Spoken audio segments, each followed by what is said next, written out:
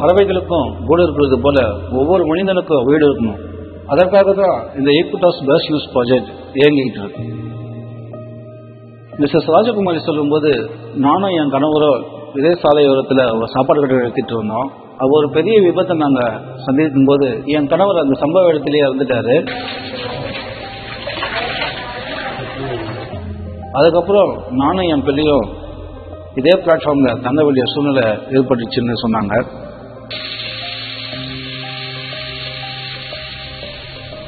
அப்போ அவங்க கிட்ட ஒரு 2000 ரூபாய் வாடகையில வீடு பார்த்து கொடுத்தா இருப்பீங்களாமான்னு கேட்டேன். அதுக்கு அவங்க ஒத்துக்கிட்டாங்க.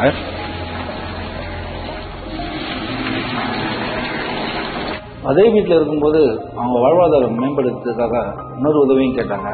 சாப்பாடு கடை போகிறதுக்கு ஒரு தள்ளுவட்டி கேட்டாங்க. அதையும் வாங்கி கொடுத்தோம்.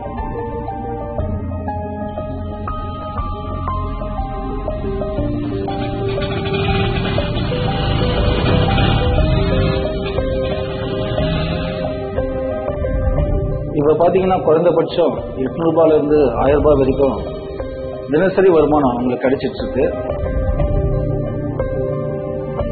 இந்த வியாபாரத்தின் மூலமா அவங்க பையனை நல்லா படிக்க வச்சிட்டு இருக்காங்க.